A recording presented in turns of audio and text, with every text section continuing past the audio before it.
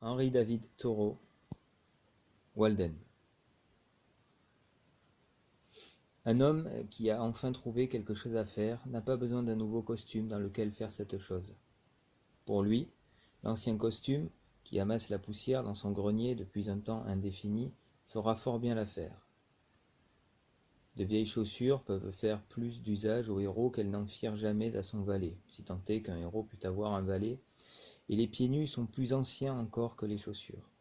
Le héros saura s'en contenter. Seuls les gens qui fréquentent les soirées mondaines et les assemblées législatives ont besoin de manteaux neufs. De suffisamment de manteaux neufs pour pouvoir en changer à chaque fluctuation de l'homme qui doit les porter. Mais si ma veste et mon pantalon, mon chapeau et mes chaussures sont suffisamment dignes pour que, vêtu de la sorte, je vénère le Seigneur, alors ils sont suffisamment dignes pour toutes mes autres activités. Vous ne croyez pas ? Qui a jamais vu ses vieux vêtements, son vieux manteau, effectivement usé jusqu'à la corde, réduit à ses éléments primitifs, au point que ce n'eût pas été un acte de charité que d'en faire don à quelque pauvre gars, pour qu'ensuite, peut-être, lui-même en fasse don à plus pauvre que lui, ou bien, devrions-nous dire, à plus riche que lui, qui eût pu se contenter de moins. Je dis, méfions-nous de toutes les entreprises qui exigent des vêtements neufs plutôt qu'un porteur neuf. S'il n'y a pas d'homme neuf, comment les vêtements neufs pourraient-ils convenir? Si vous vous trouvez face à une nouvelle entreprise, lancez-vous-y dans vos anciens vêtements. Tout ce dont les hommes ont besoin, ce n'est pas de quelque chose avec quoi agir, mais de quelque chose à faire, ou plutôt de quelque chose à être. Peut-être ne devrions-nous jamais nous procurer de costumes neufs, aussi élimés ou sales que fut l'ancien, avant d'avoir tellement mené de projets, tellement entrepris, tellement bourlingué, pourrions-nous dire, que nous nous sentons les hommes neufs dans nos anciens vêtements, et que les conserver serait comme conserver du vin nouveau dans de vieilles outres. Notre saison d'émue, comme celle des volatiles, doit être une crise dans notre vie. Le plongeon huard se retire pour la passer sur des étangs solitaires. Le serpent, lui aussi, se défait de sa dépouille et la chenille de son costume de verre par œuvre d'expansion et d'industrie interne, car les vêtements ne sont plus que les externes des cuticules de notre enveloppe mortelle. Si nous ne le faisons pas, nous nous retrouverons à naviguer sous de faux pavillons, et nous finirons inévitablement par nous faire révoquer par notre propre opinion, ainsi que par celle de l'humanité. Nous enfilons vêtements après vêtements, comme si, à l'instar de quelques plantes exogènes, notre croissance se faisait par ajouts extérieurs. Nos habits d'extérieur, souvent fins et fantasques, sont notre épiderme, ou fausse peau. Elles ne jouent aucun rôle dans notre vie et nous pouvons nous en débarrasser sur le champ sans craindre aucune blessure fatale. Nos habits plus épais, que nous portons toujours, sont notre gang organique, ou cortex, mais nos chemises sont notre libère, notre écorce authentique, celle que l'on ne peut ôter sans pratiquer une incision annulaire, c'est-à-dire sans détruire l'homme. Je crois que toutes les races portent, au moins en une certaine période de l'année, un vêtement équivalent à la chemise. Il est souhaitable qu'un homme s'habille d'une manière suffisamment simple pour être en mesure de toucher lui-même son propre corps dans le noir, et qu'il vive, à tous égards, avec ce qu'il faut de frugalité et de commodité pour pouvoir, en cas d'assaut ennemi, tel le vicieux philosophe, quitter la ville les mains vides, sans le moindre souci.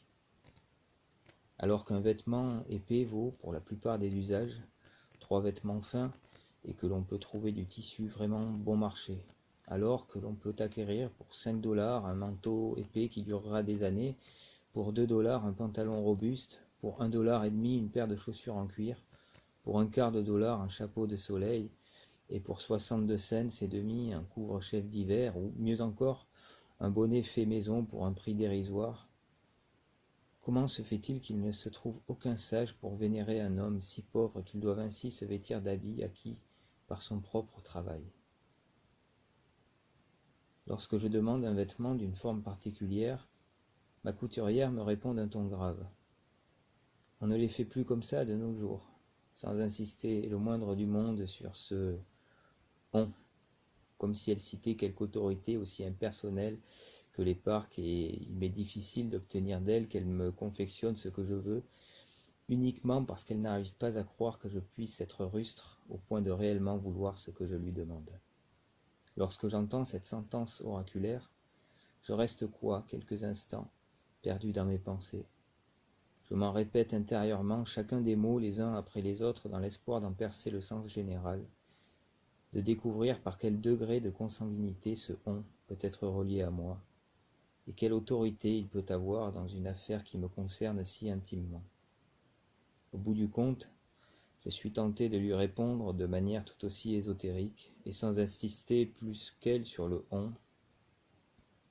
C'est vrai, on ne les faisait plus comme ça ces derniers temps, mais maintenant, si. À quoi lui sert-il de prendre mes mesures si elle ne prend pas celles de mon caractère, mais seulement ma largeur d'épaule, comme si elle n'était qu'un cintre auquel pendre le manteau. Nous ne vénérons ni les grâces ni les parcs, nous vénérons la mode. Elle file et tisse et taille en toute autorité. Que le chef des singes à Paris se coiffe d'une casquette de voyage, et tous les singes d'Amérique se coifferont d'une casquette de voyage. Je désespère parfois d'arriver à faire en sorte que quelque chose de simple et d'honnête se fasse dans ce monde par l'entreprise des hommes. Il faudrait d'abord les faire passer dans une presse pour extirper les vieilles idées qu'ils ont en eux, de manière à ce qu'ils ne soient pas prêts de se tenir de nouveau debout sur leurs jambes. Mais bientôt l'on trouverait dans cette compagnie un homme avec un asticot dans la tête, éclos d'un œuf déposé là, Dieu seul sait quand, car même le feu ne détruit pas ces choses, et vous n'auriez fait que perdre votre temps. Nous n'oublions cependant pas qu'une variété de blé égyptien nous fut transmise par le truchement d'une momie. Tout bien considéré, je pense qu'il est impossible d'affirmer que la confection des vêtements, dans ce pays comme dans n'importe quel autre, ait pu être élevée au rang d'un art. Aujourd'hui, les hommes se débrouillent pour porter ce qu'ils arrivent à trouver. Tels des marins survivant au naufrage, ils enfilent ce qu'ils glanent sur la plage. Et non loin d'eux, que ce soit dans l'espace ou le temps, ils se gaussent des étranges accoutrements que portent leurs homologues. Chaque génération se rit des modes anciennes tout en se conformant religieusement à la présente. Admirant le costume d'Henri VIII ou de la reine Élisabeth, nous sourions autant que si nous étions face aux vêtures du roi et de la reine des îles Cannibales. Vides, tous les costumes sont piteux ou grotesques. Seul l'œil sérieux de l'homme qui l'habite ainsi que la vie sincère passée sous son enveloppe peuvent tempérer notre envie de rire et conférer quelque dignité à tel ou tel costume. Carlequin se trouve pris d'un accès de colique, et son habit devra se soumettre à cette humeur comme à toutes les autres. Lorsque le boulet de canon frappe le soldat, les haillons sont aussi saillants que la pourpre. Le penchant puéril et sauvage des hommes et des femmes pour la nouveauté maintient l'œil des masses collé à la lentille d'un kaléidoscope, soumis à d'éternelles secousses en quête d'une vision du motif spécifique que leur génération doit porter aujourd'hui. Les fabricants ont compris que ce goût est fantasque. De deux modèles ne différant que par quelques fils d'une couleur spécifique en plus ou en moins, l'un se vendra fort bien, l'autre restera sur l'étal. Et il n'est pas rare que la tendance s'inverse dès la saison suivante. Par comparaison, le tatouage n'est pas l'infâme coutume que l'on prétend. Il n'est pas barbare car les motifs qu'il crée sont profonds et inaltérables. Je ne puis croire que notre système manufacturier soit la meilleure façon pour l'homme de se procurer des vêtements. La condition des travailleurs se détériore de jour en jour pour ressembler sans cesse davantage à celle des travailleurs anglais, ce qui ne devrait étonner personne car, à ce que j'ai pu en voir comme à ce qu'on a pu m'en dire, le but principal n'est pas que l'humanité soit correctement et honnêtement vêtue, mais indéniablement que les entreprises s'enrichissent. Au bout du compte, les hommes n'atteignent que ce qu'ils visent. C'est pourquoi, même au risque d'échouer sur le champ, il ferait mieux de viser quelques buts élevés. Pour ce qui est de l'abri, je ne nierai point qu'il s'agit là aujourd'hui d'un authentique besoin vital, même s'il existe des exemples d'hommes ayant réussi à s'en passer pendant de longues périodes dans des contrées plus froides encore que la nôtre. Au dire de Samuel Ling, le lapon, vêtu de son costume de peau, et emmitouflé dans un sac de peau qu'il enfile sur sa tête et ses épaules, peut dormir des nuits et des nuits d'affilée à même la neige, sous des températures qui tueraient quiconque s'y exposerait vêtu de n'importe quel habit en laine. Il les avait vus dormir de la sorte, et il ajoute cependant, ils ne sont pas plus robustes que les autres.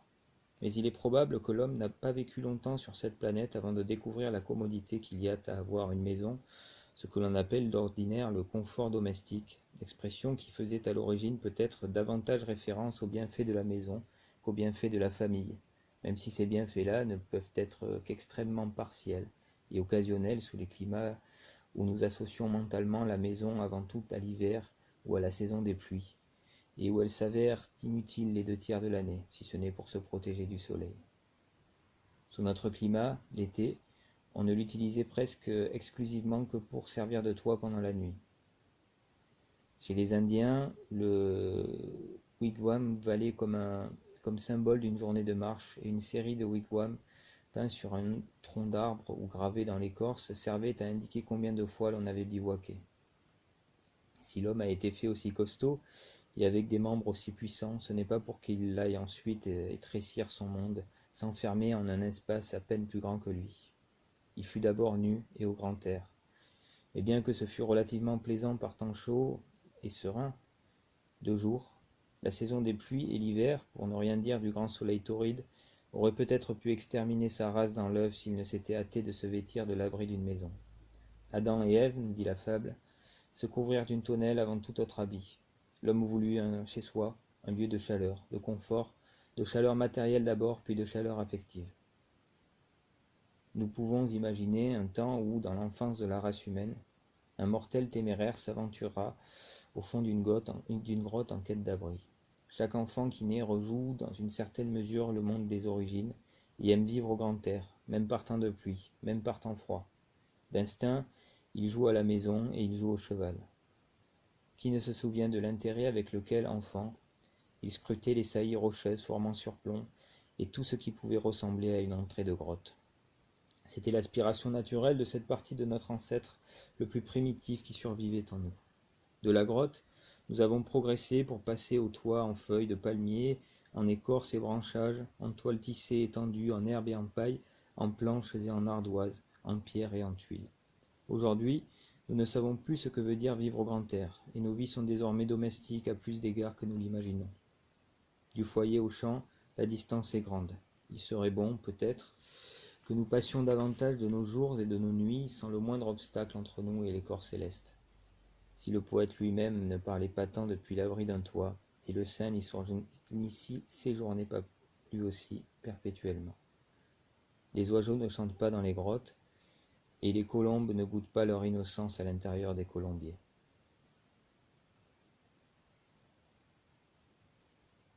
Toutefois, quiconque entreprend de bâtir son logis sera bien avisé de faire preuve d'un peu de bon sens yankee, faute de quoi il risque de se retrouver dans un bagne, un labyrinthe sans fil d'Ariane, un musée, un hospice, une géole ou un somptueux mausolée plutôt que dans une maison. Demandons-nous d'abord ce que peut être le strict minimum en matière d'abri. J'ai vu, dans cette ville même, des Indiens Penobscot vivre dans des tentes de fine toile de coton, alors que s'étendait autour d'eux un manteau de neige d'un bon pied d'épaisseur, et je me dis qu'ils seraient sans doute heureux que ce manteau fût plus épais pour mieux les protéger du vent.